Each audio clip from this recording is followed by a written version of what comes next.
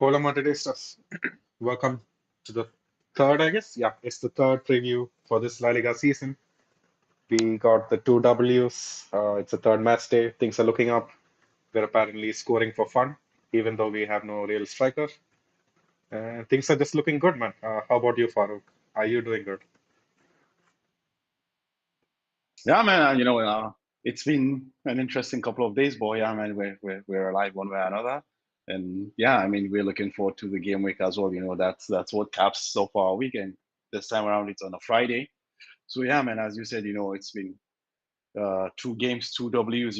Let's keep the momentum going and get the third win before. And that's the all important thing is our next game is going to be at the Bernabeu. So let's clear the first three away games and go into the new Bernabeu with all the morale and confidence. So the Celta game is it's going to be at the Bernabeu. I thought it was an away game. No, like the Celta game is away, then our next game is at the Bernabeu. The one against Real Sociedad, I believe. Yeah. Okay, yeah, it's Sociedad. Was it Sociedad? Yeah, it's Sociedad. Because Oh, I remember reading the fact that we're gonna have some players coming back from injury, namely Mendy and Ceballos. They're gonna start training soon, and they're gonna be back for the game against Sociedad. that's great. Then that's great. Actually, I was thinking maybe it was Getafe and with Jorge Bordalas and his okay, let's just call it style of play.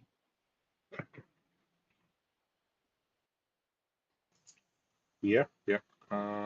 So before we like actually go into like previewing Celta, like I gotta say this has been one of my favorite fixtures for the last at least 5 to 6 years because it's always a free-flowing game.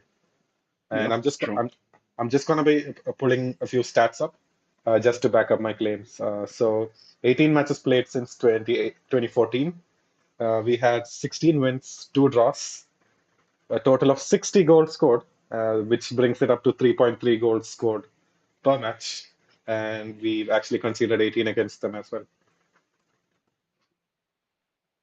Wow. Actually, I totally get what you're saying about, Celta is always a free flowing game. And I honestly understand that. Like, Celta are just one of those teams that, I always like to rank together with, a team like Sociedad in the sense that at least for since I started watching Real, like I can't remember, how difficult it has been. Like it's always been a tricky game, but we always find a way to go through. Like Sociedad also similarly, like they play very progressive football, and also uh, Vigo as well since they came up. I think 10 years ago, 11 years ago, I'm not sure.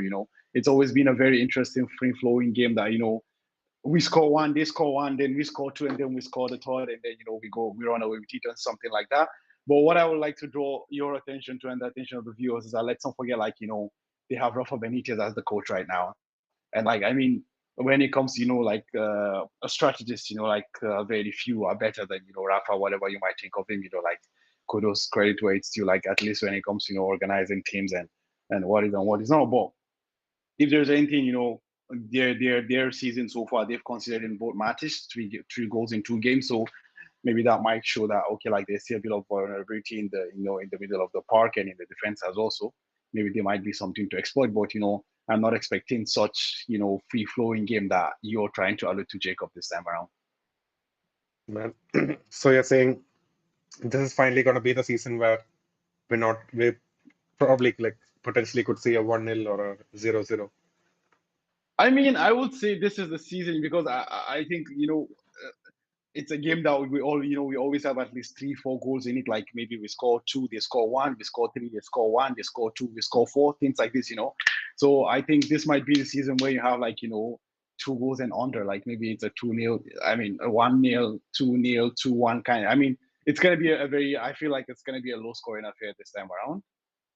But I don't know. Let's we know we just need to get there. Let's not get ahead of ourselves, with predicting the games and all that. So we will talk about this in detail later on.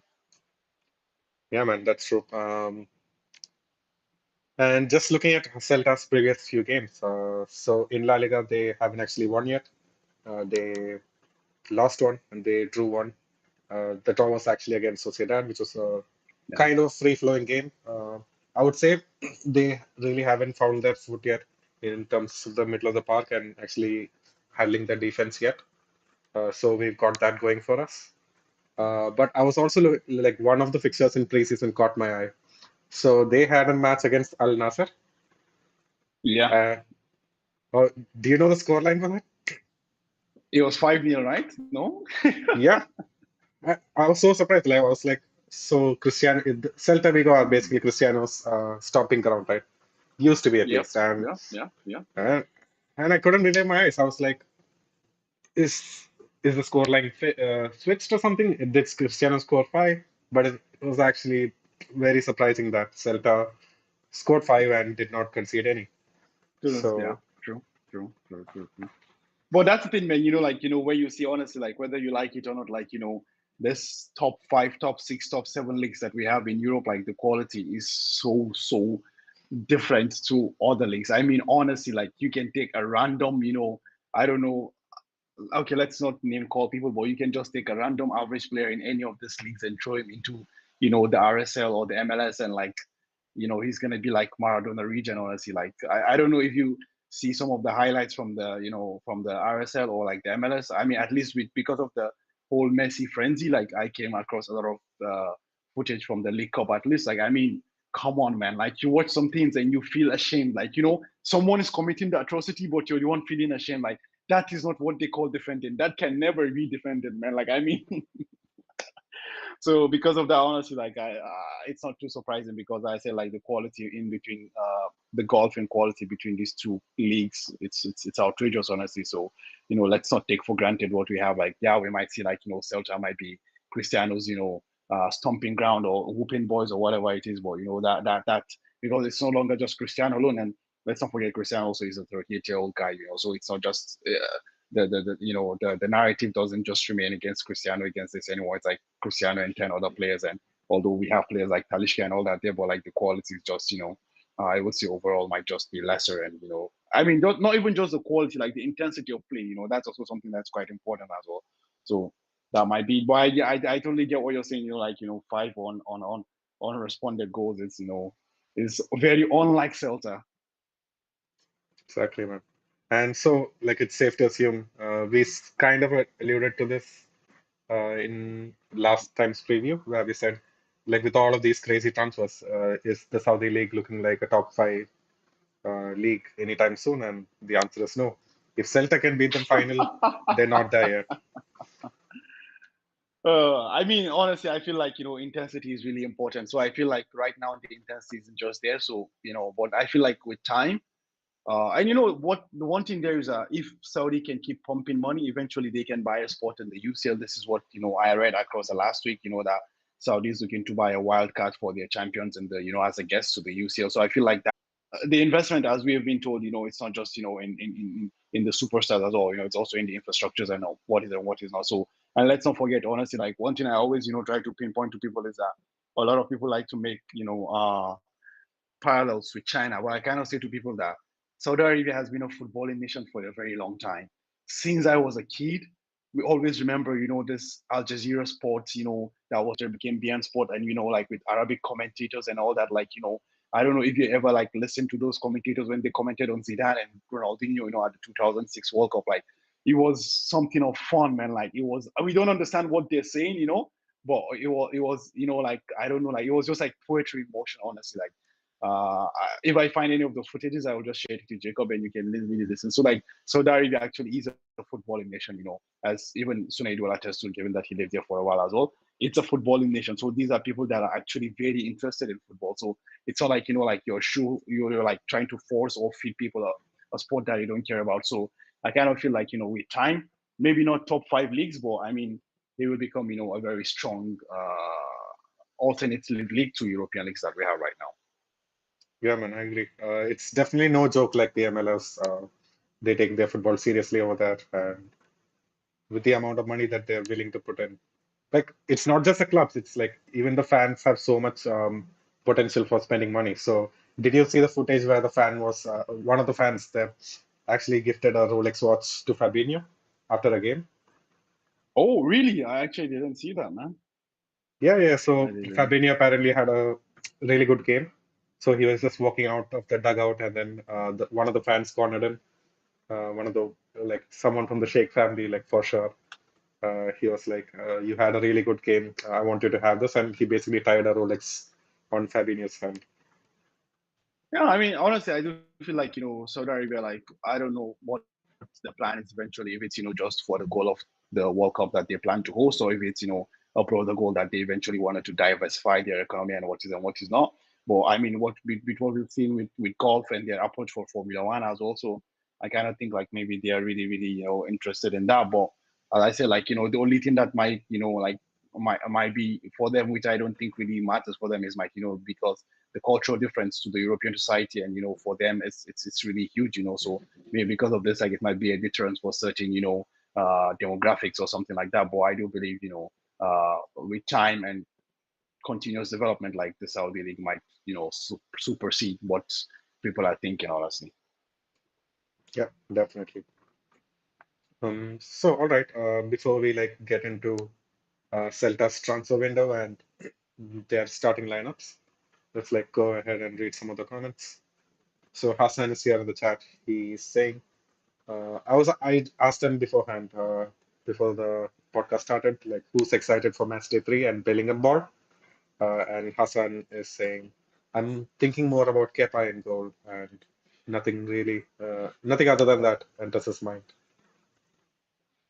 Well, I mean, if we go there, we're gonna go into the whole thing, But I think maybe we can just, remind them, Jacob, about the whole voting thing on Instagram and the competition going on. So, like, I think the links are down below, and you just have to tag us, like, Let's Be Real 1902, and we really appreciate or whatever, like you can do for us, because it's really nice, to get recognized for the effort we've been putting in. As you guys know, like, we're just a bunch of fans, we just do the stuff, like no one is earning anything, and like, we're just here to continue, like, because for the love of the stuff, as we even you guys could remember with Mo, I think last weekend he was saying, like, it's a passion for him, like it's not something that we look for, making money. And like, everyone here is like, I mean, Jacob is a software developer, Mo is a doctor, this is so people have their own professions and they actually do their shit, so it's not easy to do this. But a bit of recognition goes a long way. So just tell your friend, your friend's friend, your cousin, your cousin's cousin, your step cousin, even the person you're not talking to anymore, just tell them, make them vote. And I mean, once a while, just take your mate's phone and go on your Instagram and just, and just tag us, man. Let's Real 1902. Like, we really appreciate, anything, you guys do is really appreciated, and it's gonna go a long way to, helping us, get the recognition.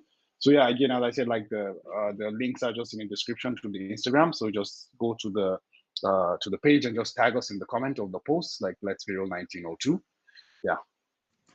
So Yeah, Jacob. So, the awards go that we're on. trying to win is best international podcast and best international content creators. Yeah, like, we have the best international podcast category, and then we have the content creator on its own. So, like, I think we have both of the links, if I'm not mistaken. I saw them earlier. So you can Yep. just click on each of the link and just, go there and tag us in the what's it called, in the comment section. Let's Be Real 1902. Yeah. Yeah, guys, I've already seen so many comments from you guys so far. All of you guys from the YouTube, from Instagram. Thank you all for your support so far. But people who are listening right now on Spotify and whatnot, just take a moment of your time before we might even pause the podcast. Hey, we'll give you time to actually go and vote on this Instagram post. Uh, we might pause the podcast, but we have to keep things moving. But still, do it, guys. It's gonna help us get recognition, help us bring better guests on the show. So all of that stuff, and yeah, Yeah, actually, Jacob, I think that's a nice idea. Maybe we can deviate, and we can give the guys, the chance to go just click on their Instagram and do their shit. Maybe we can talk about, the Spanish, conquest, in Australia at the weekend. Like, they conquered the Lionesses of England. And it was a goal from the captain Olga Carmona, which is, Olga Carmona is one of our players of the Real Madrid Femenino. If you guys don't know. So I don't know, were you able to watch the game, or like, were you able to follow Spain as a whole during the tournament? Like, what was your overall view of the tournament as a whole? I don't know. What do you think? Of the tournament, I feel like this was a very surprising turnaround for the final. Maybe not England, but definitely Spain. I did not expect them to make it all the way. Yeah. There were other favorites in the form of France and Sweden. France was Yep. my preferred winners, but then yeah, man, these guys pulled it through, and finally, like in the final, they made the Lionesses look more like house cats, and I did not. And it was a very dominant display. We had our game plan set. The coach did his job well, I believe, at least tactically. So yeah, really excited and happy for the women's team and for our Femenino players.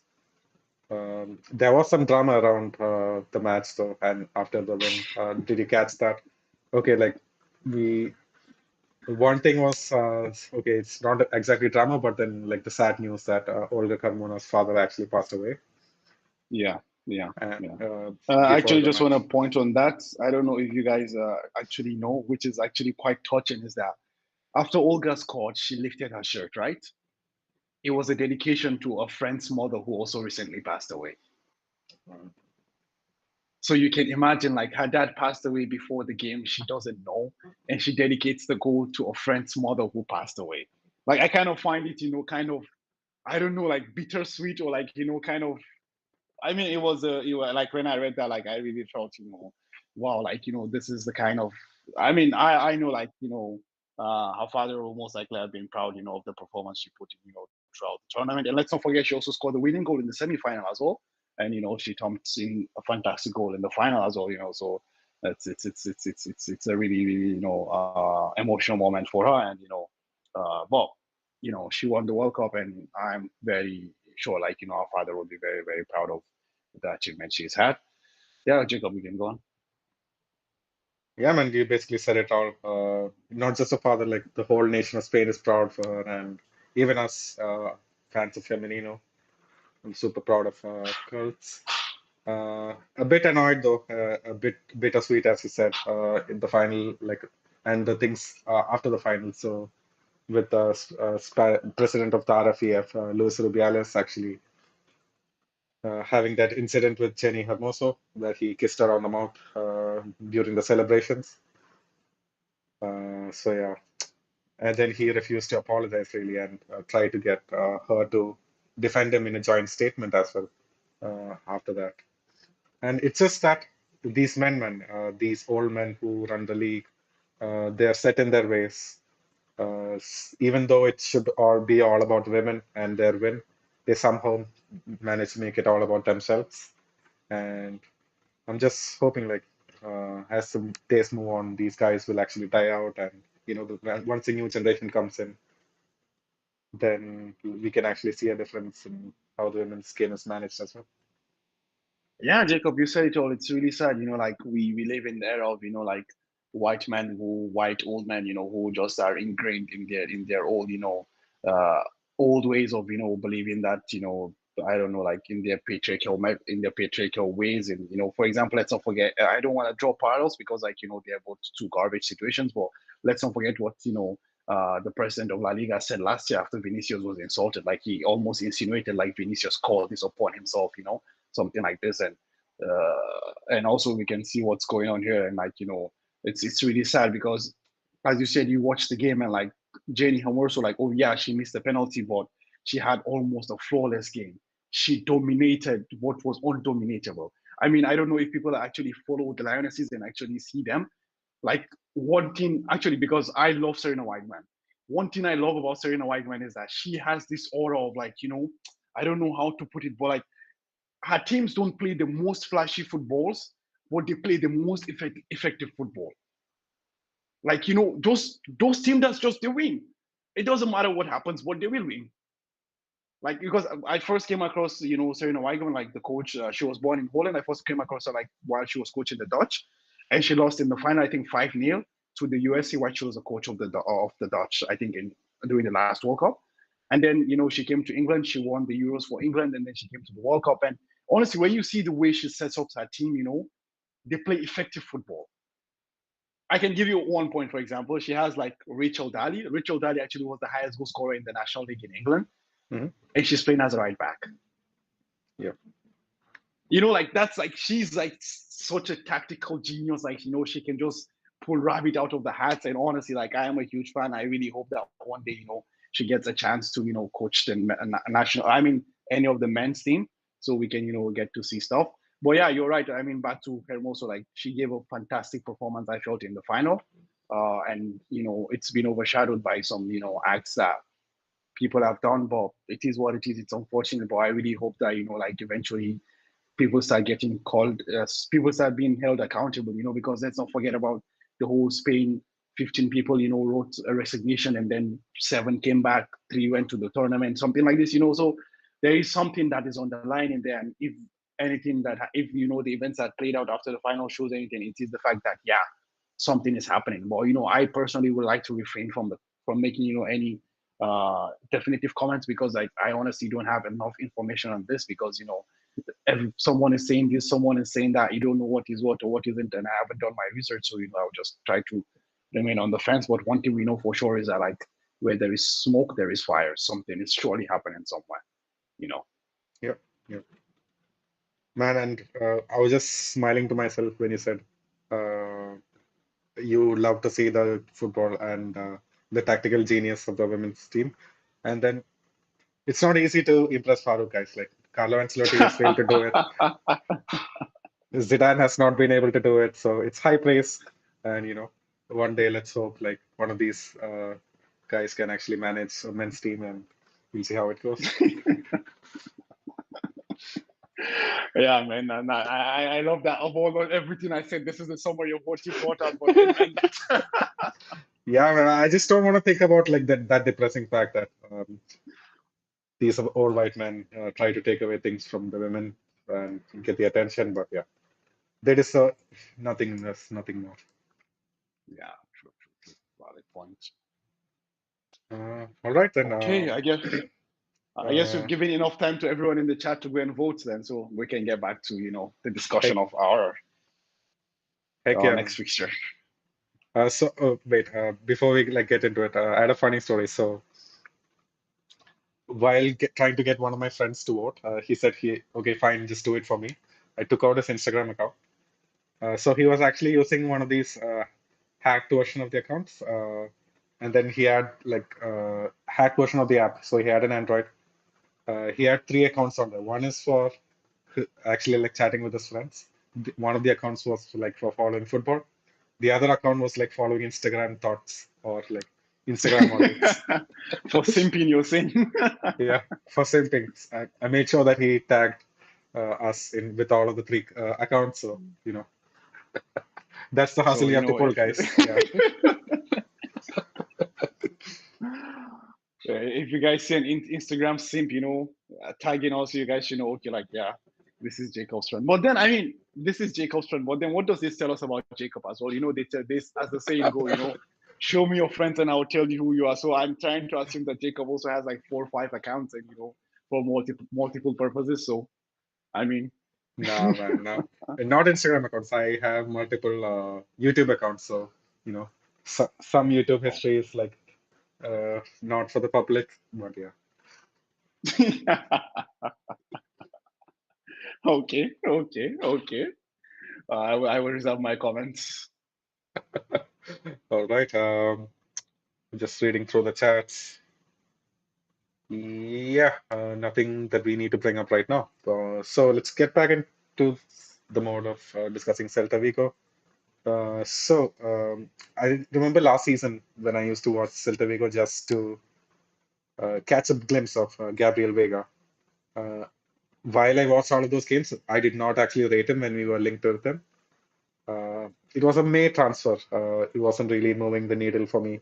He probably could fill the squad somewhere, but then if he Yeah. could actually move to Liverpool or somewhere like Napoli, I feel like that's the right level of team for him. But anyways, he hasn't played any of the fixtures in La Liga so far, so he's definitely going to head out. It's just a question of where and when. So, Farooq, do you actually rate him highly? Do you see him succeeding wherever he goes? I think you actually nailed it on the head. I think like a move to Real Madrid might come too soon for him because I feel like he was gonna crumble under the spotlight. I kind of agree with you that he needs to take that one next step before he takes that eventual big jump. So I feel like there is something there, and also he has an eye for a goal as well, if I'm not mistaken. Like from Yeah. the I haven't seen a lot of him. I wouldn't lie here and say like I scouted him and stuff like that. No, but like at least from the little that we've heard, like he also has an eye for a goal, and he's a very meaty midfielder as well. So, but I totally agree with you in the sense that he needs to take one step before that eventual big jump to the big guns. And I think going to Naples, I think is going to be a really good option for him because he's going to go into a team that's already set. Okay, they have a new coach, but this is a team that's just on the back of winning the Scudetto. So he's gonna slot in there, perfectly. So I kind of believe that going there might be the really good option for him. But as you said, like there's also the prospect of going to Liverpool as well. So I don't know how well he's gonna be able to adapt in England, because let's not forget Liverpool also just made two big money purchases in Alexis McAllister and Dominic Szoboszlai as well. So like how will he be able to compete with these guys? Will he be able to get enough game time to continue his development? Because like for talents like Viega, like it's really important that development is continued and it's not stunted. So like it's rather being a starter at Napoli or going to Liverpool and being rotational player. I would rather go to Napoli and get the game time playing the Champions League, compete for the league, and grow your stuff, and eventually if you're that good enough, the big guns will come for you eventually. Yeah, yeah. So I take issue with that, like kind of, because I don't think his ceiling is that high. So if you take a look at any of Vega's compilations, you can see beautiful touches. He acts actually breaking lines, playing some of those killer passes. He has a really good shot on him. But all of these things they happen in like sporadic spurts, and it's not a consistent thing. And at that point in last season, when we are close to the start of the January transfer window, I guess. That's when the rumors were really flying out. People were Yeah. touting him as the next Modric because he had that ability to break up play and then carry the ball up the field. But it's just not a daily occurrence, guys. Like I don't expect that he will be able to reach that level yet, at least from the football that I've seen from him so far. Well, Jacob, Um, sorry for interrupting. What I would just like to point out to you is that let's not forget that last season, I think Celta became safe on the last day or the second to the last day of the season. So, like, by their also standard, it was a really poor season, you understand? So, mm, like, maybe that might be one of the reasons why, you can't see that much of the consistency that you're talking about. So, as I said, like, I just kind of feel like he makes that next step. I don't know if, a team like Sociedad can take a punt on him or like, even Betis with, Manuel Pellegrini as well. I think, but as I said, like I think if he goes to Naples, he's gonna enjoy a lot because Naples just have only one way of playing football, and that's just attack, attack, attack, and they don't know anything else. So I think he's gonna, enjoy playing in such a team. So that's why I said, like, maybe we need to just wait a bit more before we give the verdict. And I mean, that's also true. like I don't know if Ajax have been linked with him, but I know like Ajax also lost Alvarez, and they might also be losing Mohamed Kudus as well. So I mean, there's also a position there to be filled, in at the midfield as well. So well, we don't know. I mean, even Borussia might be an interesting option, but I think he might be too expensive for Borussia as well. But I mean, either of these progressive teams might be a better litmus test, a better way of gauging him and actually creating a verdict, eventually. That's Roma. Yeah, too early, but then yeah, let's see how it goes with Napoli. But yeah, definitely a move away from the Celta team is gonna do wonders. Speaking about other departures, another midfielder who's out of the Celta team right now is Tapia. He's been a long-standing servant of the club. Um he plays a defensive midfield. Like, I feel like Yeah. whenever we have a Celta game, he's the one who is actually in the center of things, putting in that last-ditch tackle, getting the attack started. But he has also had some stinkers against us. But anyways, that's a conversation for another day. But he's been for actually freezed out of the starting lineup. He hasn't gotten any minutes in La Liga. So the current rumor is that Cadiz have actually made an offer for him for £3.5 million or €3.5 million. So yeah, he's the other departure at Celta, and things are looking kind of thin over at the middle of the park. They don't really have the funds to sign another midfielder, so they're trying to see how much they can get out of Gabriel Vega and Tapia, and then make a signing or two. Yeah, I mean, but one thing is that we always have to also understand the fact that, like I said earlier, Rafa Benitez, whatever you think about him, he's no main, as a tactician, honestly, he's a really, really smart coach. So I want to believe that if he's taking up the job after, they barely survived relegation last year, he's seen some things that he can do, and let's not forget, also, although you mentioned that their outgoings, they've also been some incomings as well, although, also they've been injuries and what is not. But I think I think one of the biggest names that joined them is Jonathan Bamba as well. So I think Mm. he joined as a midfielder, and also if I'm not mistaken, I don't know if Mingueza was there before or if he joined newly as well, but I'm I not mean, sure. Also, I feel like Mingueza has was playing for Cadiz, right, before. I don't know exactly, but I also know I think Mingueza is a former Barcelona guy, and also another former Barcelona guy who played in Italy as well was Carles Perez. But Perez also is Mm. one of those players, like, is he a striker, is he an attacking midfielder, is he a winger? You don't know exactly. But what I'm just trying to point out is that there are some new faces that have a lot of potential, because Carlos Perez, Mingueza, uh, Jonathan Bamba. I think these are players that were once upon a time highly touted in Europe as well. So although they had facing the patches, and obviously, last year the team revolved around maybe Viega at a certain point, so it might be a significant loss. But the good thing is that it's a new coach, it's a new building system, so he's gonna try to make the best out of what he has. Yeah, man.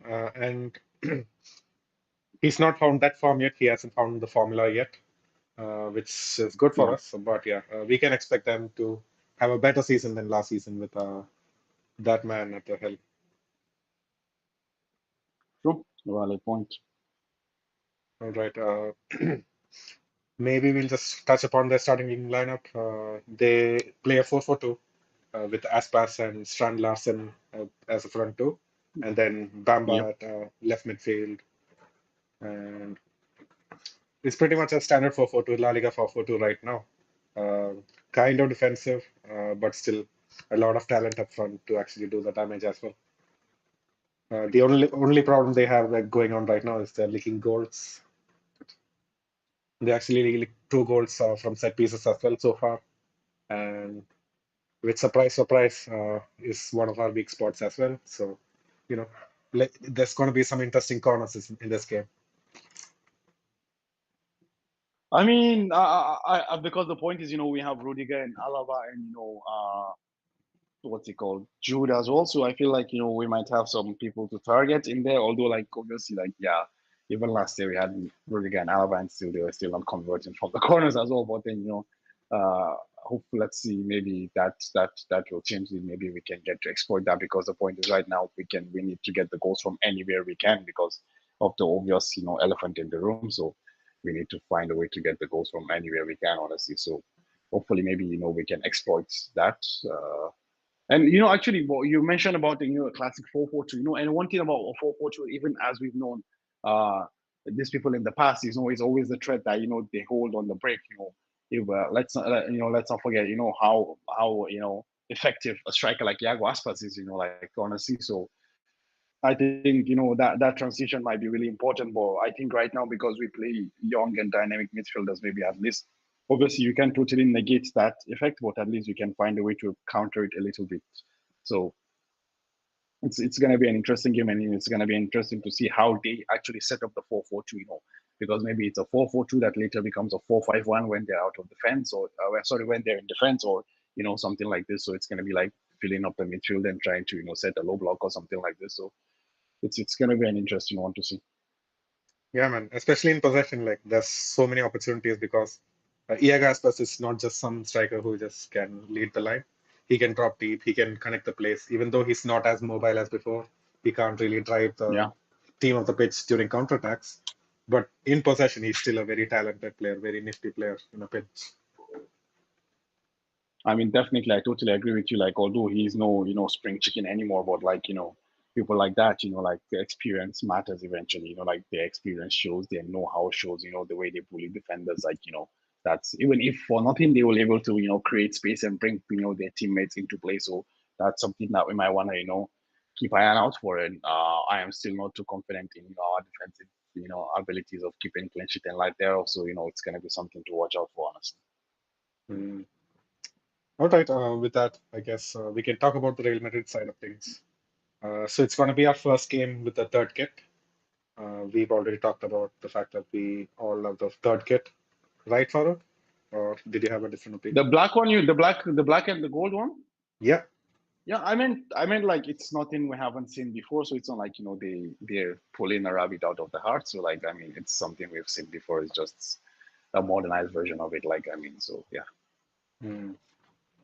So I'm not All saying right. it's a bad one, but I'm just saying like it's not something that impressive as well. Yeah, not something that gets you out of the bed, yeah? Exactly, sir. All right. So right now, Ashik and Hassan, they're having a discussion on Kepa, so which is basically the elephant in the room as well, and the narrative coming into this game. Lunin being freezed out, being publicly dismissed by Ancelotti, kind of saying, no matter what you do, Lunin, Kepa's going to start sooner or later. There's nothing you can do about it. Like Yep. that is. So, what's your take on this? Was this always going to be the case, and is it just a matter of Um, Ancelotti being transparent? no, I think that's always gonna be the case. The point is, as I wrote in the group as well, like Kepa was never gonna come to Real Madrid and fight with Lunin for a starting spot. It's like I mean that doesn't make sense. It's like I don't know. Jose Lugo. Okay, anyways, forget like there's no need to make a an anecdote there. But the point is, I can understand like if Lunin is feeling a bit stuck. But the point is that we've always heard this that Lunin was never trusted by these people. Lunin is not this, Lunin is not that. And the point is like it's even obvious like if the club actually had faith in Lunin when Thibaut got injured, they would have found a goalkeeper that's like a second tier goalkeeper, right? Yeah. Kepa was starting for Chelsea. Kepa was about to join Bayern Munich. You guys go and say, okay, this is the person we want. The other names you guys have on the list is Yasin Bono. The other name that we hear is David De Gea. Like this kind of like players like these are players that are gonna come and start. Like these are not players that are gonna come and be second fiddler to Lunin. You understand? If we have been hearing some other names, for example, like if we hear like for example the Valencia goalkeeper Mamadashvili. I think I maybe I pronounced his name wrongly, the Georgian. So like Mm-hmm. like if you see a player like that, you can say okay, like maybe they want to come and compete and see who is the best because like Mamadashvili is all very very young goalkeeper as well. So like he's gonna compete with Lunin and see what's gonna happen. But then the question also is like, will you pay that much money for him and then come and have him as a competing with Lunin or what is not? But the point I'm just trying to make here is that the caliber of goalkeepers at Real Madrid that were being linked with Real Madrid as a replacement for Courtois were all A-listers. There is no A-lister that's gonna come and compete with Lunin. Lunin has started 5 games for Real Madrid, 6 games. Like who is Lunin? I mean, literally search on Google like Lunin, who comes out?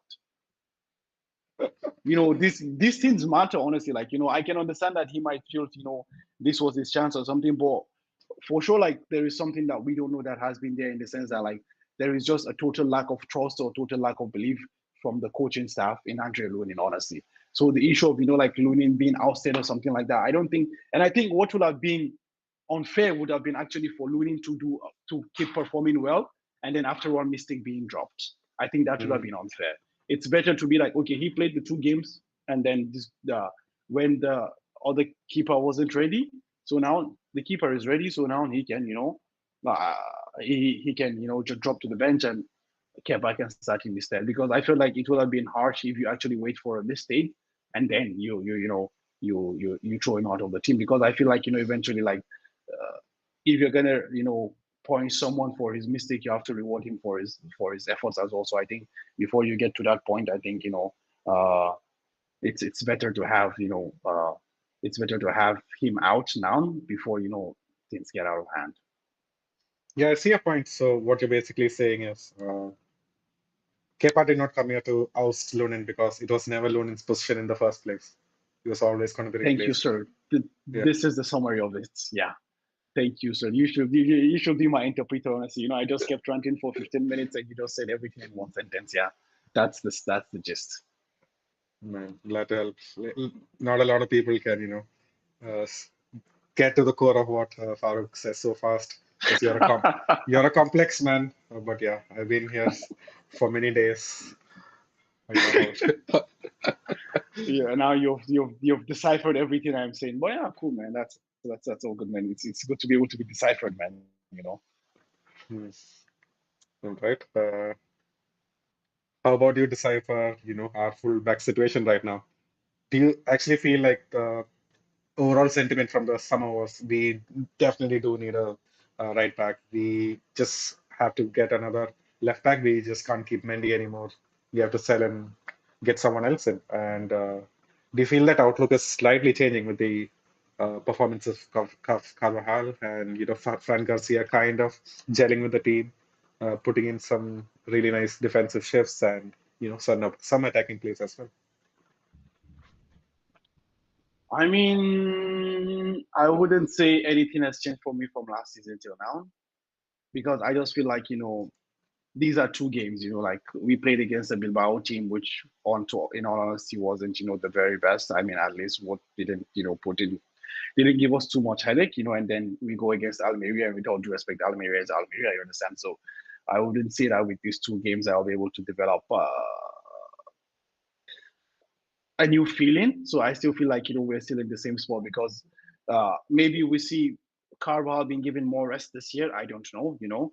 But one thing for sure is that like we're still waiting to see what Frank Garcia is or what he can be for this team. You understand? Because right now the team is playing a very abnormal formation, a very Yep. very abnormal formation, which I kind of feel is very unfair to every other player. Because but then yeah, when you make a marquee signing like Jude Bellingham, you have to try to fit him into this. You understand? So this is a literally a lineup that is meant to cater to just one player, maybe two players, because like also like I feel like Fede Valverde is also enjoying what he's doing right now.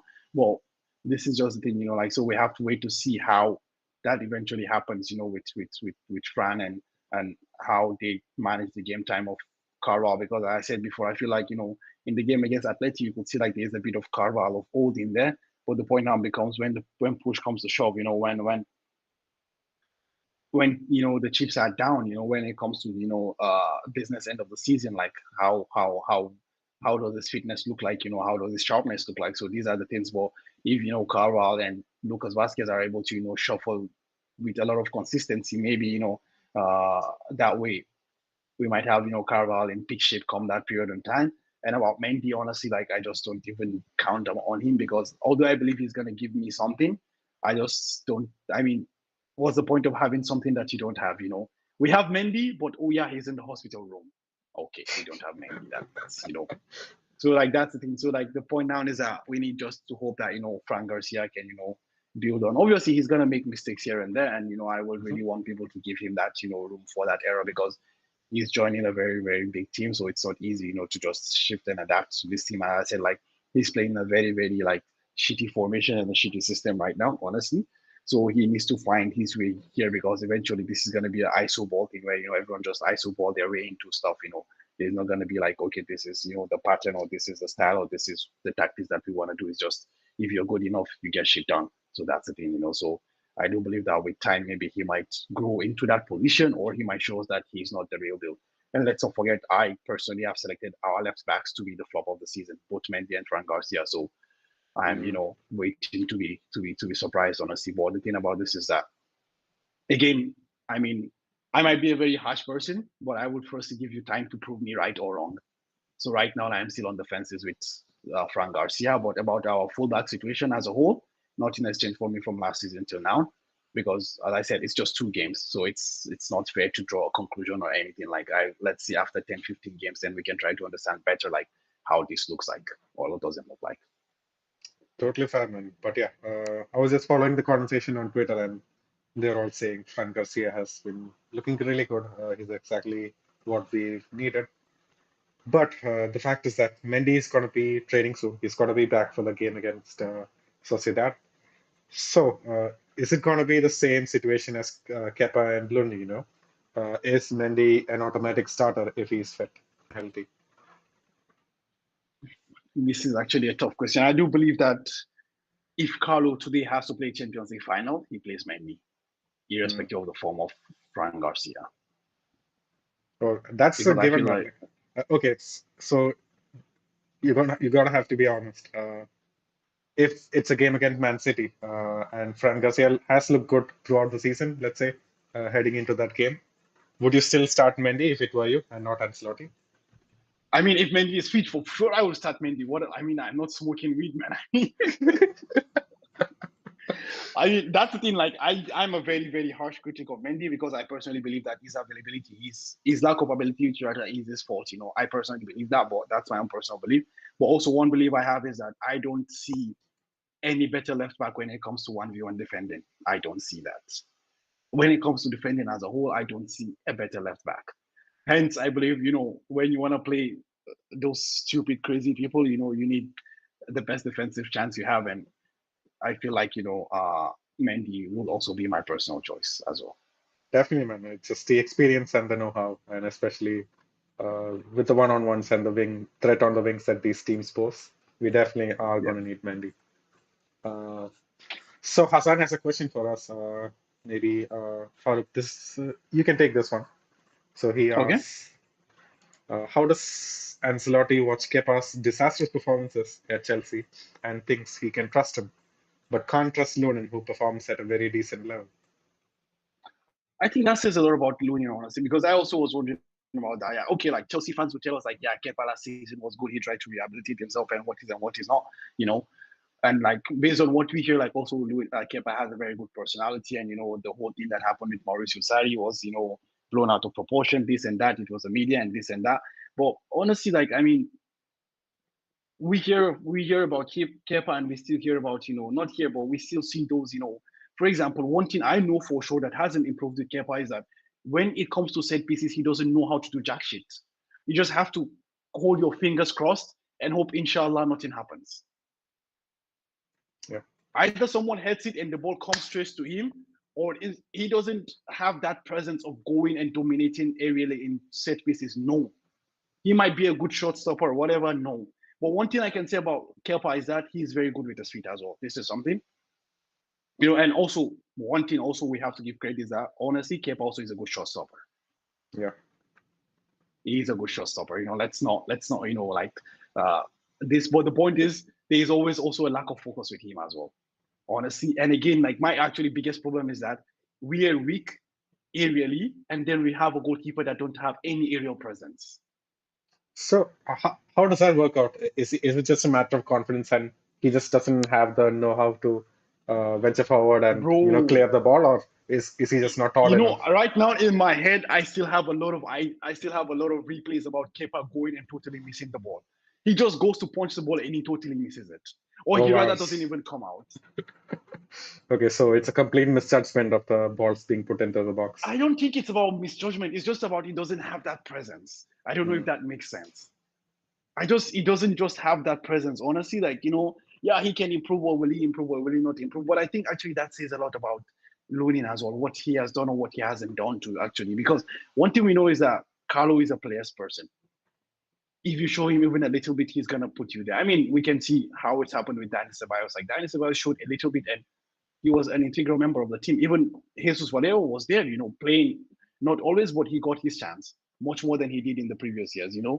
But I just wonder like what has Lunin done? Because I personally, I mean, we had this discussion if you remember, Jacob. We named three goalkeepers. Kepa wasn't even close to that. Yeah, he was at the bottom of You the list know, for sure, for sure. so I mean, and then all of a sudden it's Kepa. Honestly, like I can understand that he has rebuilt a bit of his reputation last season. He had quite a good season with Chelsea, but let's not forget Chelsea finished 10th last season. Mm.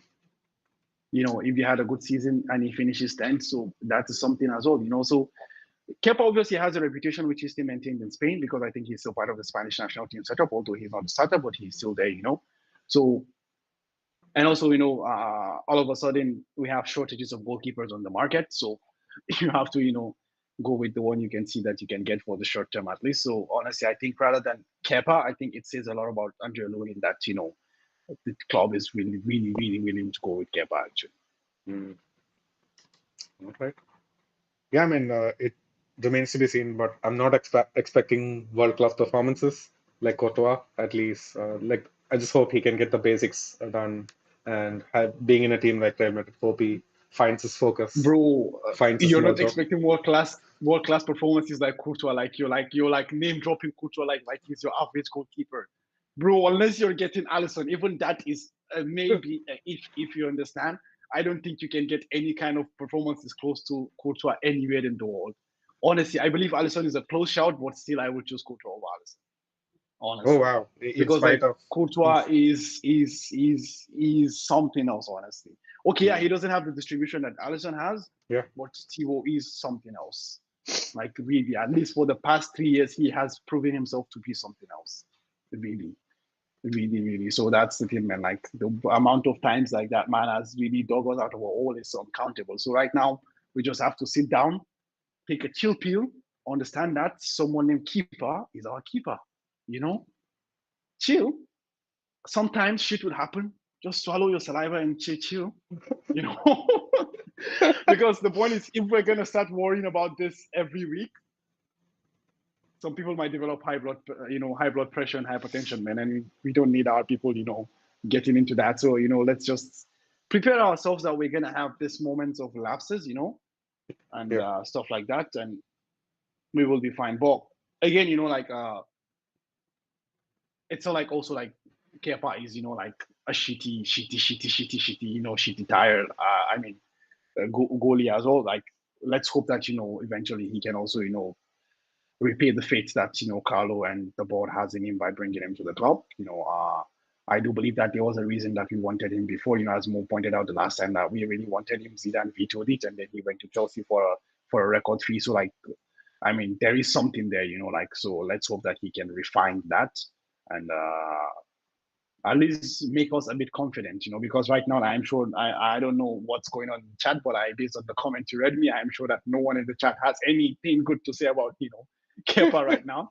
But I you hit, hope at least yeah, if man, we you hit the nail on the head. So I'll just read out Ashik's comment as well, the latest one. So he says we are going to give up 1 or 2 goals on Friday with Kepa. Now let's move on to other players that are actually good. so that's the thing, that's the thing. So I just hope like at least even if he doesn't give us confidence, at least he doesn't give us negative comments to make. Mm, You understand? At least just a steady Eddie to follow the word of what was his name, whatever his name is. Just we need a steady Eddie. Nothing flashy, nothing superficial. Just go in, do your 5 out of 10, and get out of the post. yeah. All right, man. I guess let's like just judge him for his performances and not talk about him later. Or we're gonna be talking about this thing like in every single preview and post match. Oh, that's what I'm saying to you, man. Like I hope we don't turn this into a some. Let's just take a chill pill from now, swallow it, go into the game. After the game, make our comments and forget about Kepa. Otherwise, I think it's gonna be something that is gonna keep going and going and going, and the season will not end. Yeah, man, definitely. All right, on to better and more important things. Let's like try to discuss the midfield. We know Xiaomini has had really good performances. We don't even need to talk about Bellingham. Camavinga, he's been good. Like, what's your thoughts on Camavinga so far? I didn't watch the last game, so actually Kamavinga didn't start the last game as well. He had a muscle overload, a muscle Mm-hmm, fatigue, or something like that. mm-hmm, So I didn't watch the last game, but I will just go on the first game and I will just reiterate my comments. I just felt like for me it was an off day for him. Although like obviously like I was informed that the stats back him up as the player with the most touches and something like that and stuff like that. But I just feel like Kamavinga will get there as well. But I always just go back to what I just want to use as my own personal excuse. This at least for the start of the season is that we have a formation that literally doesn't suit anyone in the team except for Jude Bellingham and maybe Fede Valverde. Okay, obviously the four center backs are still the same. You understand? So we have a formation that we don't know how it works. You understand? At least I don't know how it works yet. The other players have some idea. So I think it's gonna take a bit of time for them, and also at least for me as well, because I'm not very good with watching the tactics and understanding the tactics. So it's gonna take a bit of time to understand what they're trying to do out there. So honestly, like that's why I really don't want to make too much comments on this midfield issue. Honestly, like because Did you just say I midfield don't know, issue? man. Why are you making that issue, man? Like, I feel like this midfield is on an upward trajectory. Fede, I think he has found his place in a diamond. He's the one that has to drive the ball up the pitch centrally, not just playing on the wings, not just being asked to play and cover right back. I feel like he's found his mojo. The same with Kamavinga. I feel like he works really well with Xiaomeni. He still needs to find his connection with Bellingham, but once those guys get it going, I feel like this midfield, like it's here to stay. It's just heading in the right direction. But what were you I about to mean, the say? Like, point is this. what was the The issue you're point is saying? the point about now what I'm saying about with the midfield issue is this. Like, why I said midfield issue is that I kind of feel like we need to understand what are the roles of who. So Mm, now, are they? Is what's going to happen is this: like, okay, we're going to have late runs from Fede Valverde and Jude Bellingham, which is something that actually we've seen. At least I have seen across in the game I watch and in the highlights as well. Like, you're going to have runs from these guys into the box, but then also you have Vinicius Junior, who is asked to start as a striker, right? And yeah. I watched some highlights of the last game. The man is drifting towards the left, leaving no one in the middle. Mm. This is Uh, why I said, like, like there is gonna be something that like we need to understand, or rather, they need to figure a way out to deal with this. But I think it's something that's gonna evolve through the season, and I really think like the midfield holds the key because I mean, if we eventually go to the full backs of Carval is no longer the Carval of the past, and even if Carval was the Carval of the past, what is he gonna do? Bomb in and cross for Vinicius to head against Araujo? Is that what he's gonna do? you know. So I feel that like the midfield eventually is still gonna hold the key to this. This is why I said the midfield issue in the sense that I kind of feel like we haven't seen the evolvement of the team right now, and I feel like this team is just playing based on muscle memory. And what do I mean by muscle memory? Is just like, okay, Jude is a fantastic player and he's playing based on that. Fede is a really good player, so he's playing based on that. Chouameni apparently seems to be like a very, very intelligent player as well. He is playing based on that. Not because of a certain, I don't know if you could remember, like, when we had our teams, you had this idea of, the teams just building in, dragging the ball, Marcelo to Cruz to, Modric, or Modric makes a switch over back to, Carvajal. Carvajal draws his cross and it's a header from Cristiano, or something like this, or like wow. it's the vice versa from the other side, stuff like this. So, I mean, but right now, like, I don't know, but right now we can't see like what the sequence is going to be like.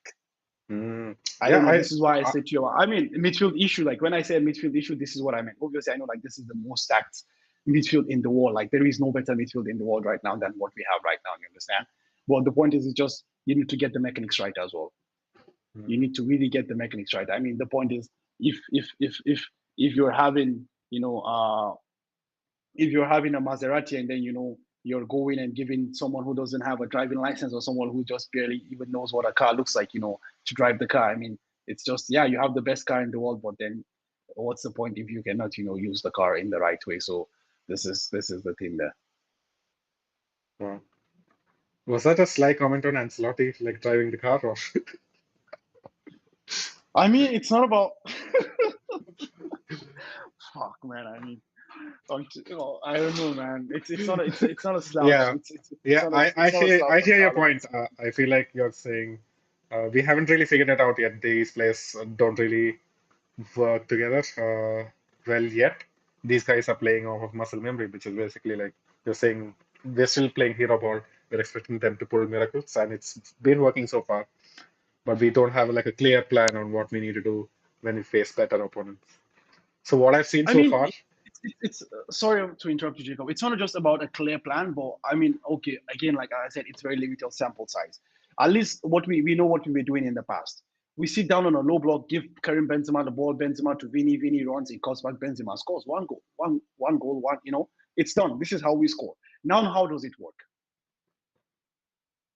I don't know. So It's a this big is the unknown. point.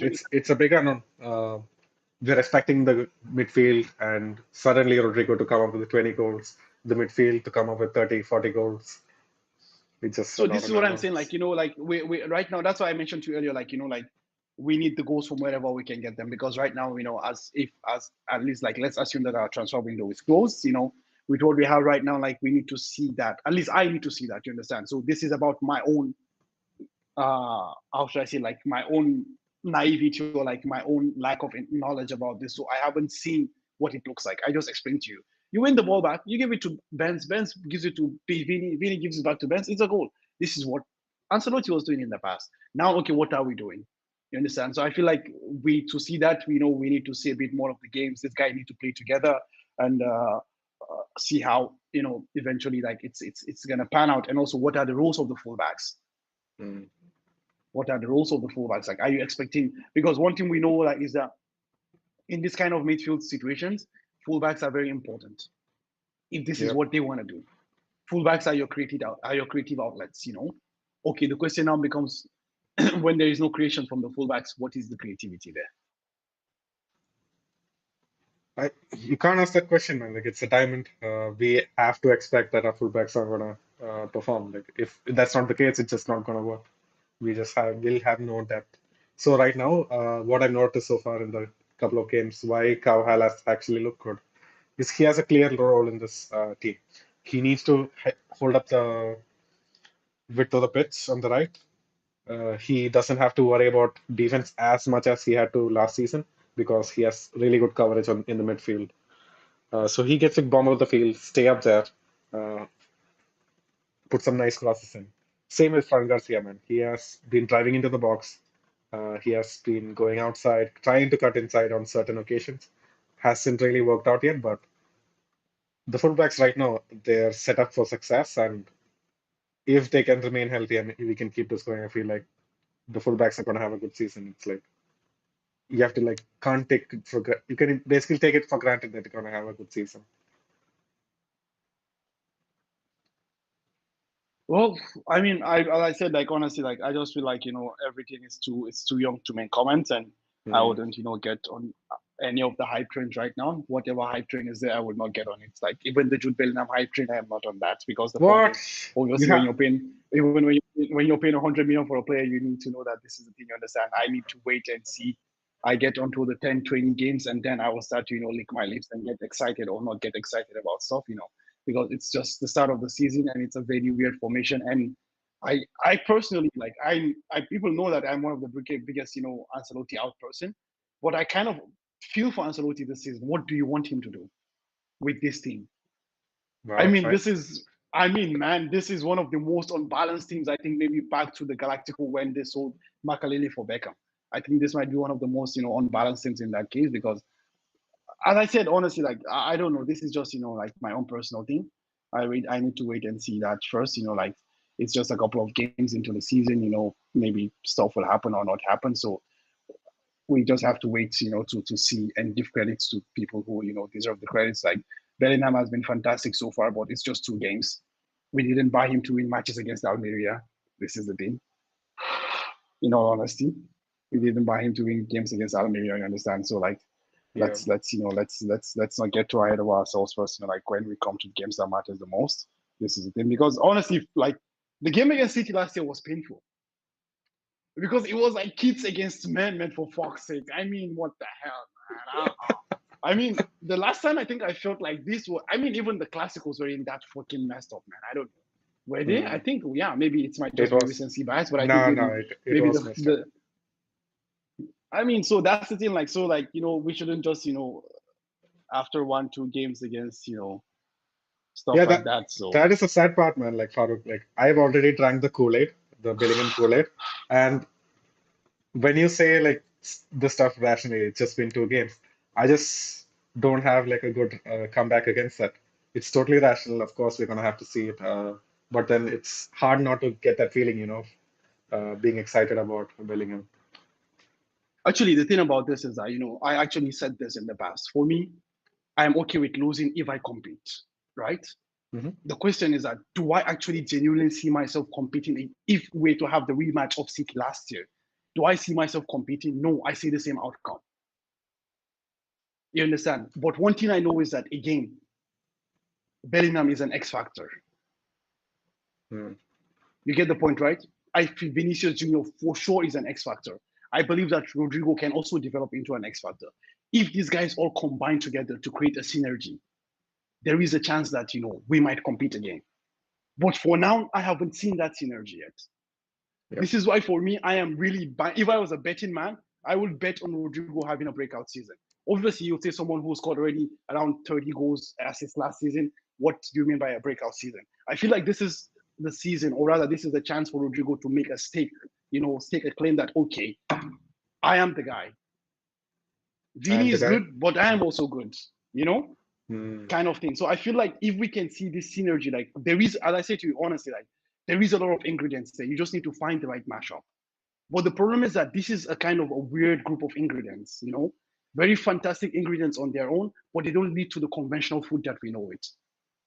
So you yeah. need to find a chef that is very, very, knows his way around these condiments, can mix them in the right way and develop the stuff. Because as I said, we have really, really good stuff. Mm. Man, imagine like Rodrigo, Vinicius, and Bellingham, mixing and matching and stuff like that. I mean, that's fucking football, man. But right now, like, we, as I said, really right now, we're still playing hero football. Yeah. I And hear I'm your fine with point. that because this is a new formation. It's Yeah. literally they played how many games? Two games with this formation. So they need time to gel together, do their stuff together, and then let the hype train begin. So, okay. Yeah, man. Like, totally get your point.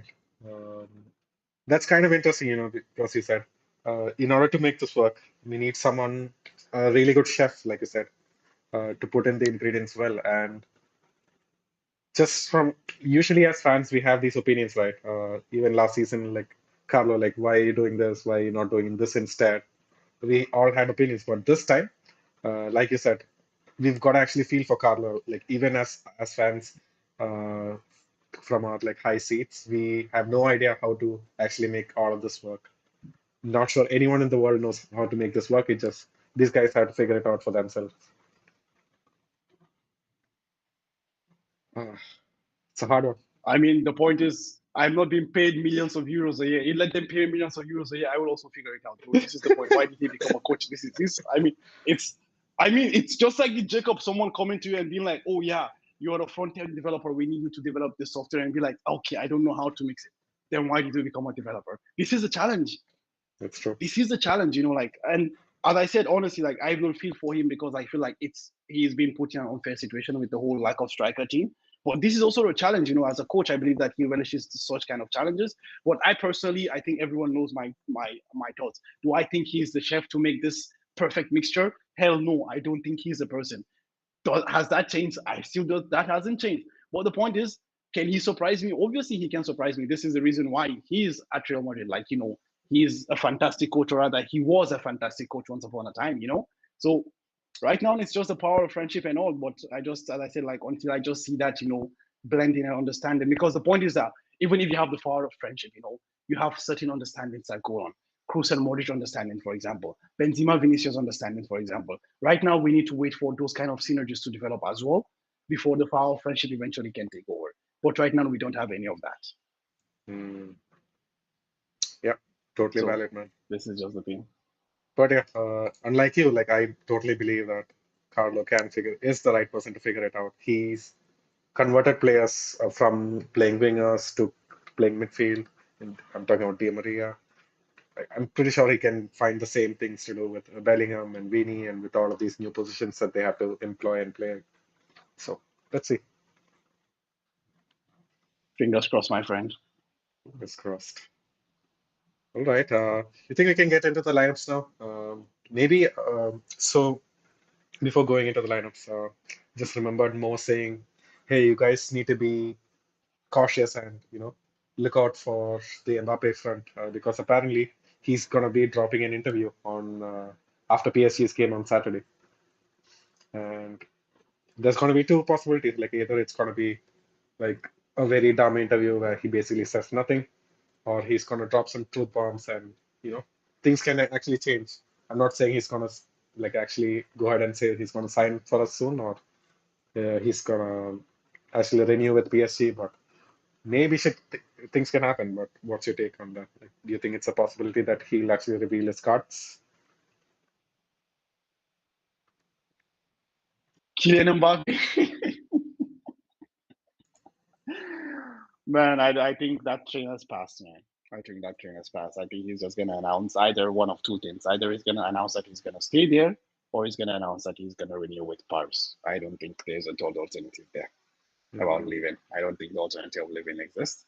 I personally think two options. He's going to say, I'm going to stay for the season, or I'm going to extend 1-year contract till 2025. Yeah, and it's too early on in the season to actually come out and say things that can mess up your position in the starting lineup. So he's gonna play it safe for sure. And I just hope he's just not gonna renew. I feel like him renewing again for one more season, it's gonna close the doors for Real Madrid. How are we gonna I pay mean, 250 million for him again?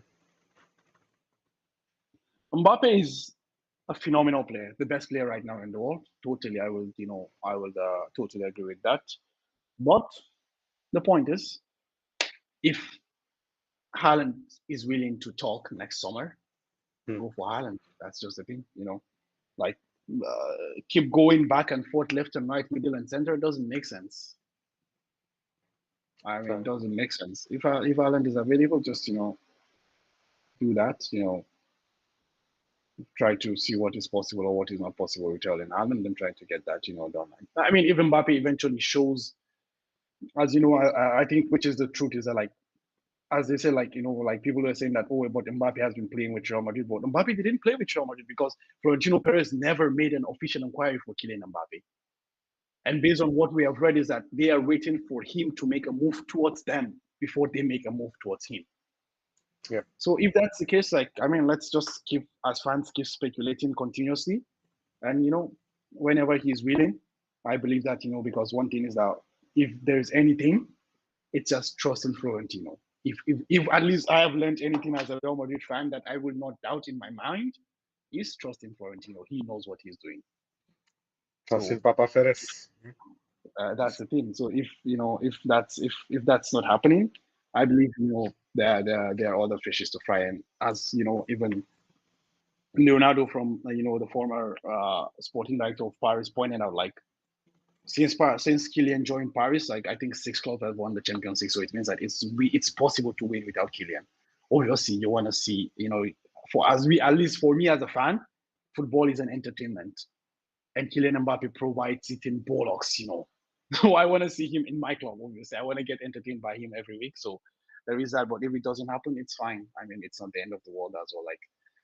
I mean, we just can't keep going back and forth every summer, every year. If Haaland is available next summer, it's all about the money. Just pour it and, see if there's a possibility there or not. But I think the announcement at the weekend is most likely going to be about him staying for the year or him extending his contract for one more year. So I don't think it's more about him coming to us. Yeah, I think so too. I don't know. Do you think there's a chance he's going to say, yeah, he's coming? What, coming this season or next? Definitely no. Coming next season, no. He's not going to come out and say it. I feel like he's just going to say something boring like, I'm here for the moment. I'm focused on that team. I just want to win us the Champions League or something. Some bullshit like that. Exactly. That's exactly what I'm expecting. During something just to consolidate his position with the PSG fans and PSG supporters. And also, Mo was saying in the group, Paris voted for, the players voted for Marquinhos as the captain, and now they're gonna have a second closed ballot, whatever kind of bullshit. I think they want to make Kylian Mbappe the captain of the club. Honestly, I wouldn't be surprised if they make that move as well. I don't know. I'm just speculating here. I'm not speaking based on any concrete reports, but I'm just speculating that this might also be something to kind of I don't know, entice him to extend the contract for one more year and stuff like that. So what else does he need more enticement, man? Is that what he needs? Is that what PSG needs? Come on, bro. I told you, if you could recall, I told you for Kylian Mbappe to come to Real Madrid, he has to become a footballer again. Right now, he's something else. What he is, I don't know. But for him to, because there is player power and there is the stupid thing that is happening at Paris with Kylian Mbappe. This is something else. I mean, this is just something else, you understand? So, for him to come to us or to even go to any club for that matter other than Paris, trust me, not even Chelsea or Newcastle are going to give this to this bullshit that he's doing. Yeah. Honestly. So, for him to, go to another team, he has to become a player again. Right now, he's something else. He has to become a football player again. So whatever you see happening with Kylian Mbappe and Paris, just fuck that. Like forget about it. It's not really important because they also don't know what they're doing there. Fair enough, man. All right. I guess we've gone beyond our allotted time for Mbappe for this episode. Until next episode, like, uh, but yeah, so Jagog, he's in the comments. He's saying Haaland is not coming to Madrid. I guess you're an EPL fan or a City fan. But yeah, Haaland is not coming to Madrid. How yeah. much is he willing to bet? Let's see. Let's see. I mean, how old is Haaland? It's just, does he think Haaland is going to die in Manchester City or what? Definitely not. Hmm. Yeah, he's gonna come eventually, or he might be open to joining other clubs. Let's see. All right, man. I mean, let's just kind of wrap things up with the lineup and the predictions. So yeah, you can start with the goalie. Kepa the keeper. Kepa the keeper. I mean, Hassan is in the chat. He says Lunin, and Lunin is his number two, and it's not Kepa. I feel like Ancelotti's comments are pretty damning, even though I kind of want to see Lunin get another chance. Um, I think it's going to be Kepa this game, especially with that tiny, tiny mistake again, which could have been saved. But yeah, let's see. No, Uh, I totally agree with you. Like, I think in goal it's Kepa. I don't think, mm, I don't think it's going to be another. But I mean, Carlo might just pull a curveball on us and go with Lewin. mm, But the thing is that if there's anything, we know Carlo is a man of. If he says something, he's a man of his word, unless something drastic happens behind the scenes. So since he's mentioned that mm. Kepa will most likely be starting, it means he'll most likely be starting unless something dramatic happens. All right. Jagor actually came back. He says Haaland is not gonna leave a treble-winning team, guys, anytime soon. So, do you believe this narrative? Like, we know this guy wants to win it all the time. He's very motivated. He wants to be on top of the scoring charts all the time, every season until he retires. Do you feel him leaving Man City and coming to a team like Real Madrid or maybe even Bayern is gonna hamper his chances of doing that? No, definitely not. I mean, he's trading Man City for Real Madrid or for Bayern Munich. The thing is that players will leave because why they believe they've achieved everything achievable with a certain team. Okay. What now happens is that let's not forget about the fact that Haaland is not English. If this was Mm, Harry Kane we're talking about, I'll be like, nah, he's never gonna leave. You understand? Haaland is not English. He wasn't brought up in Man City academy or shit like that. That he will feel like there's a sentimental reason to stay. No, he's gone there, won the treble. He's done what they've never done before. Win the Champions League. They literally bought him as a hired mercenary to win the Champions League. He has done his job, and he more than did his job. So he's done. What else is there to achieve? To win the treble again? Okay, he's gonna win it again in 2 years, and then what? He's gonna leave. That's why I mentioned. Like the point is, I think Pep is also in 25 in 2020. I think Pep's contract runs until 2025, unless he renews it, which I think he said he's not going to do. I think he said that's going to be his last, but then he might renew. I'm not exactly sure. Unless Pep renews, I feel like in 2025, like Haaland has, there is a chance there to, be like, okay, like this is the end of a cycle. I'm going to, try something new. But that's the point is, I think that's the counter. It's a counter argument that he won the treble is going to allow him not to leave. No, I think rather winning the treble will say that, okay, like I've come here. I have done everything that's required of me. Next challenge. mm. Yeah, that's a fair point. Boredom sets fast once you win it all multiple times, and you have nothing else to prove in a certain country, so you just have to switch countries at that point. All right.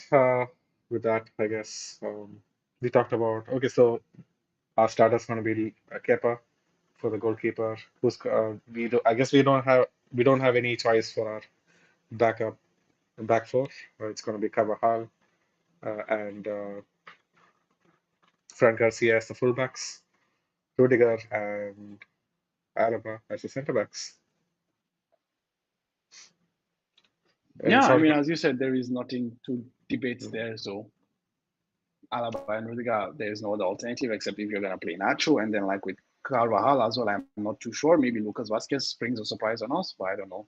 Maybe not. Well, but there is nothing too much to debate there. I don't know, like, how was Rudiger's performance in the last game? Because I didn't watch the game, so I don't know what did you make of it. I feel like the backline as a whole, they had a good performance when not in transition. In transition, we looked vulnerable, we looked open. The team didn't really know what they were supposed to do. A lot of them were high up the pitch, and sometimes Rudiger was playing in the left center back position in transition. Alaba was playing right back at one point. It was a mess, kind of, in transition. So we need to figure that part out. I feel like once we do that, these guys can have a very solid partnership. Okay. Yeah, I mean, hopefully, fingers crossed. I hope they figure it out as well. But then, I'm also looking for a Taiwanese wife, so I just need to figure that out eventually. So I will get married. So, the point is, it's a very, very, bleak thing there. So will they figure it out? Will I figure it out? It's a 50-50 thing. We most likely both won't figure it out, but then it's fine. So Yeah. that's how it is. Chaos in chaos. Yeah, I mean, I trust this guy Rudiger. I feel like he can make it work with Alaba. Let's go.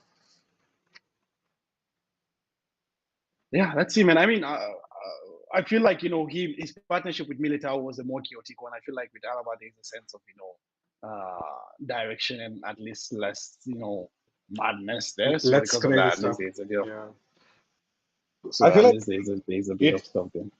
having Rudiger and Militao as the center backs. It's got to be the most chaotic backline that I can imagine in my life. Yep, yep. Uh, okay, moving on. Let's go to the midfield. I guess we have it set. I guess our starting lineups is set, except for the goalkeeper part. Everything else is taken for granted right now, at least. I mean, that's the thing. Like, we have four midfielders, and I want to believe that at least we will continue that partnership, so we can see what that diamond four, like those four players. I think we should see Kamavinga back in the team and Cruz drop into the bench, Yep. because at least the reason why Kamavinga didn't start the last game was because of a muscular fatigue or whatever they called it, so something like that. So I believe now he's back to full fitness. So I will be thinking that he's going to be back to the bench, and we're going to see the mutual quartet of Bellingham, Kamavinga, Chouameni, and Fede. So I think that's what's going to be, because the point is we need consistency for these guys. We need these guys to keep playing over and over and over so they can understand and build synergy between themselves. Yep. So I think this is something really, really important. So for now, and I also personally would not want to break that quarter. And the good thing about it is that they're all young. Okay, yeah, we know Fred is 25 or 26 or whatever. So, but they're still, they're still all in that young category, at least compared to Modric and Cruz. So they're still all young. So I mean, they can handle the. comparing youngness to Modric and Kroos is it's not something we should be doing. Well, you have a very valid point there as well. That, comparing you to those guys doesn't make any sense. But yeah, I mean, I just want them to continue doing their thing. So at Yeah, least so they can get used to each other and they can understand better the positional play of each other. So that way they can build on from there, and eventually during the season we can always shuffle around with Kroos, Modric, and Dani Ceballos when he's back to full fitness. exactly. Yeah, and I think Camavinga is gonna win his place back. He's gonna play again. Although Modric had a good showing when he came on, I think last game. Let's see. I mean, these guys right now they're riding the bench, but yeah, let's see. Yeah. So I guess again for the front line, it's gonna be Vinny and Rodrigo. But I'm interested to see who are your de facto attacking players we bring on when we actually need a goal.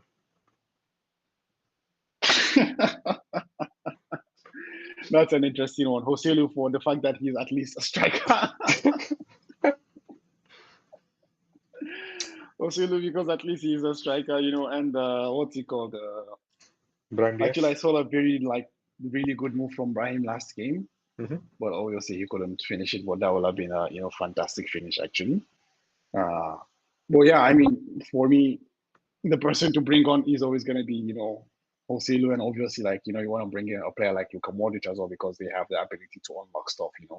So Yeah, yeah, I mean, for me, my two subs will most like, at least for now, because we literally don't have anyone else. It's gonna be Joselu and also bring on Luka Modric, and with the addition of what's he called, Lucas Vasquez for Danny Carvajal, because I kind of feel like Vasquez on his day actually has a very good cross in him. So if you're bringing in Joselu as a target man, I think it will make a lot of sense to also try to get some really good crosses in, because Carvajal might be tired by then, and the fresh legs and the fresh mind of Lucas Vasquez will allow for more bombardment of crosses and eventually a chance for Joselu here and there.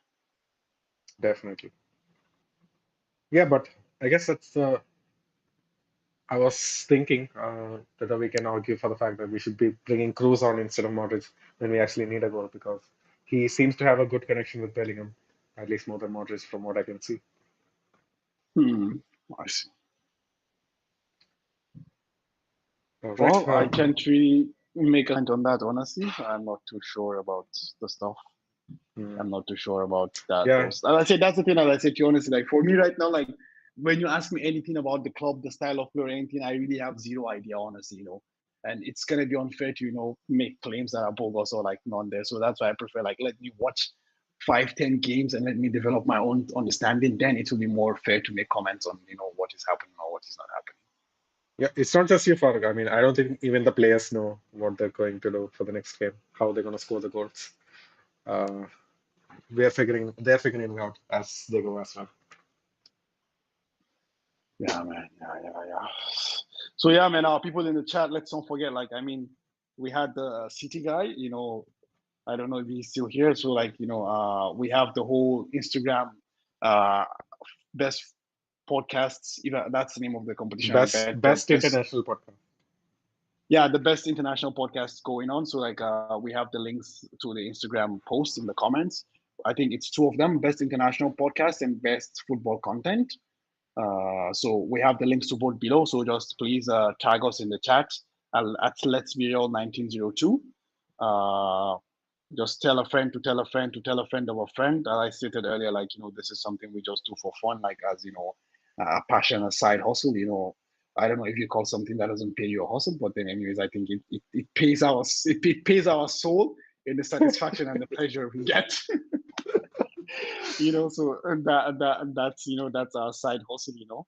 So yeah, I mean, some people have side hustle of having side chicks. Our own side hustle is to have a podcast on the side that satisfies and pleasures in some ways at least. So it's gonna be really great if we can be recognized and for this, honestly. And yeah, just again, the links are in the description below. Best international category, best football content. Just click on the links, tag us at Let's Be All 1902, and just tell a friend to tell a friend to tell a friend and friend of friends. Family members, even enemies if possible. We just need the tag. That's all. And that's just it. Anyways, yeah. All right. I guess you can wrap it up then. We've talked about everything under the sun that can be talked about right now. So, what are your predictions going to be, Farooq? Is it going to be an easy win? As I said, I think it's gonna be like a low scoring win. I don't know if you call it 2-0 low scoring win, but I think we're gonna win 2-0. Mhm. I'm Just for the thinking about sake, 2-0. okay, 2-0 is a good shout, man. Because our defense has been looking solid. Like if Kepa's going to start, and let's assume he has a really good performance, feel like we can keep the clean sheet definitely. But just for the sake that whenever these former Real Madrid players or like these managers they come in, they always have a moment to outshine. So I feel like Benitez is going to have that moment. He's going to take the lead early on. So I feel like maybe again a 3-1. That's what I'm going to predict. I feel like we've still got, even though we don't know how to actually score the goals, we're still going to score the goals somehow because that's how, Finally, right? Yeah. yeah, that's how brilliant these players are. That's how brilliant Jude Bellingham is right now. So a 3-1. Oh, wow, that's a good shot actually. But I was thinking of a more low end scoring game. But yeah, 3-1 is a good shout as well. But then that's backs up the whole stat you brought up earlier, like with the high scoring games always. So it's gonna Mm. be 4 goals in the game as a whole. So yeah, I mean that's more than fine as well, as long as the boys get the job done, in the last 3 weekend before we finally play our first game of the season. So yeah, that's the important part of things. Yeah, Hassan has a good point, Farooq. You're gonna have to answer for Yeah. this. He says Farooq can believe in Kepa clean sheet, clean sheet, but Jude hasn't won him over. Hmm. Farooq's ball knowledge may be on fraud watch.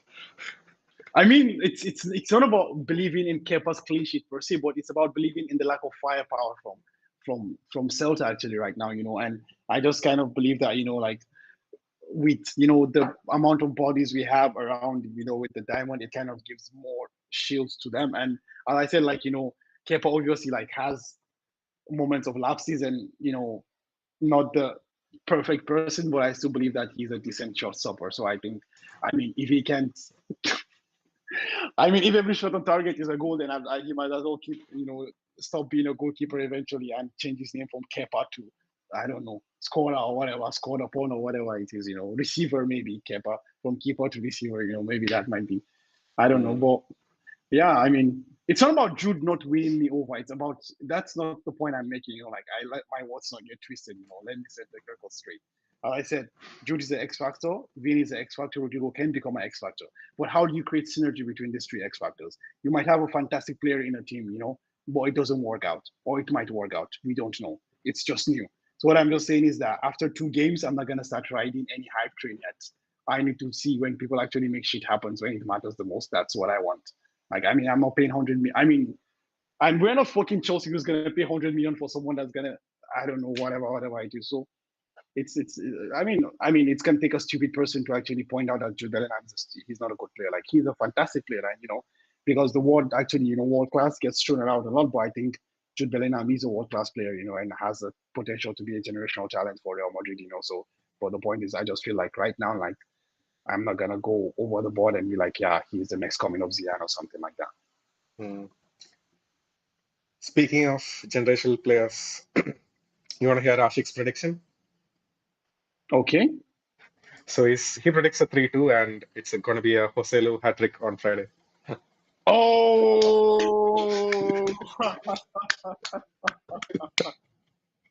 God, I love Ashik, man. Honestly, I love him, man. He adds spice to our episodes, man. Honestly, I mean, fuck, Ashik, if that happens, man, like, honestly, I'm gonna buy you a jersey of Osilu and ship it to your address. Honestly, Wow. jokes apart, I'm saying this here right now.